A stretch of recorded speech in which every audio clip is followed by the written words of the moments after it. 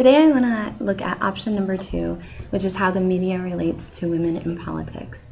Primarily looking at 3 ways that the media obstructs, impedes, or hinders female politicians and female representation in politics. 2 ways the media can serve as a powerful tool for increasing women's representation in politics.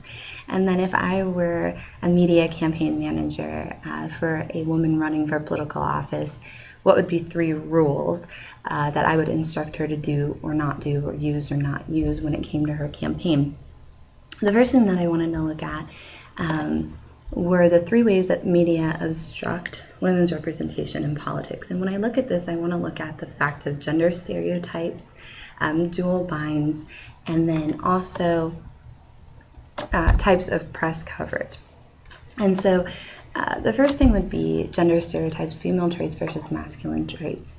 And the Murray text talks a lot about this. We looked at this a lot in other articles that we read, like the Friedkin article, looking at the fact that women are seen as being stronger when it comes to more compassion issues of the heart, things like healthcare and education reform, and children and women, and how they're seen as being stronger on those fronts. Whereas when it comes to things like foreign policy, taxes, and defense, those are issues that are seen as being primarily male issues. Chris Matthews, anchor of Hardball and MSNBC, sort of highlights this as being, foreign policy, defense, economy are sort of issues of the right. And when they're issues of the right, then he calls that the daddy party. And then he looks at, issues of the left, which are things like healthcare and education reform. And those things are then seen as mommy things. So when you see politicians that are female politicians coming from the left, they're moms, they're seen as being moms from the mommy party and being far too weak to lead in more masculine roles, such as the executive office, which is seen as being sort of the source of, things like taxes, the economy, budgeting, foreign policy, and defense. The next thing I wanted to look at was dual binds. And looking at this, the Murray text talks a lot about this. Women politicians being seen as too masculine or too feminine, too young, too old, too experienced, or too much change, being too smart or too beautiful, connected, independent, that sort of thing. And this was a huge problem, particularly the masculine feminine, with women like Hillary Clinton, Angela Merkel in an international setting. Hillary Clinton was definitely seen as somebody who was far too masculine to be a woman, and she didn't emphasize enough her female qualities of the compassion and the healthcare and all that. But then on the flip side, you have a female like Sarah Palin, who was obviously criticized intensely for being a beauty queen, and because she was so beautiful, she couldn't be competent, she couldn't be smart, she certainly couldn't run in an executive office. I mean, she couldn't be the vice president of the United States. She was too dumb to be that. This was also a problem for Irene Sayers. In both cases of Irene Sayers and Sarah Palin, the media tended to overlook the fact that they had had prior political experience, and that both of them had been quite successful in their political experiences prior to running for president and vice president. I also wanted to look at the types of press coverage, and primarily looking at the Kittleson and Friedkin article that we read in class.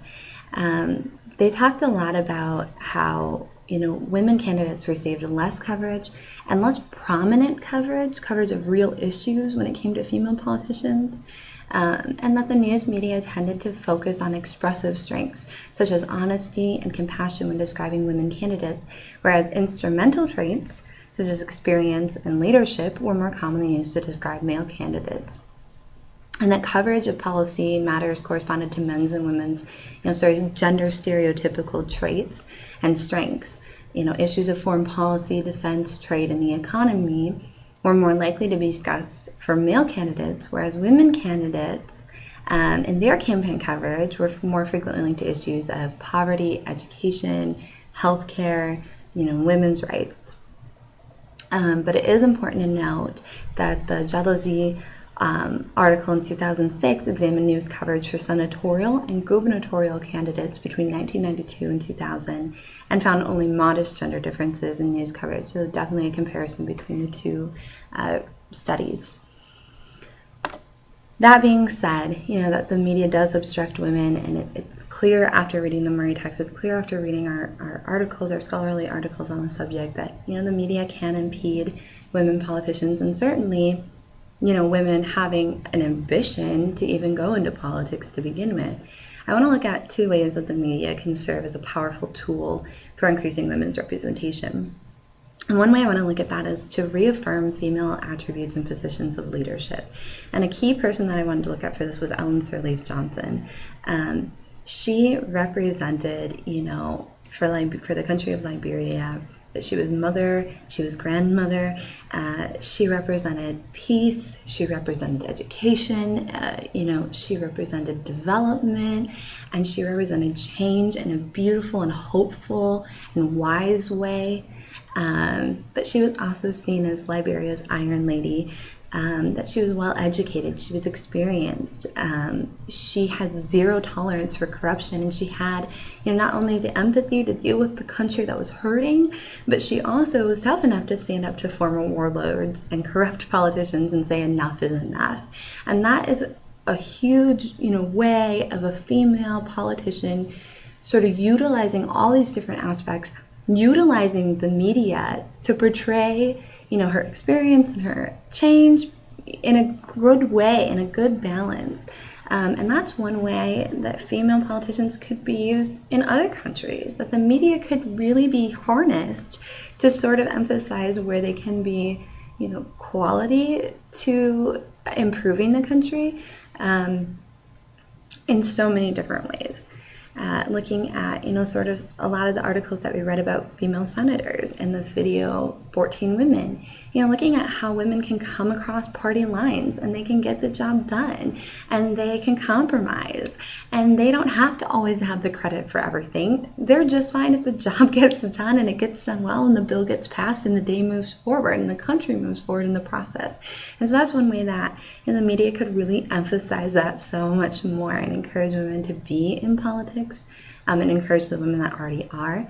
The other way I wanted to look at it was that negative advertising, as we saw in the Fritkin and Kenny and Woodall article, how it can increase public views of women.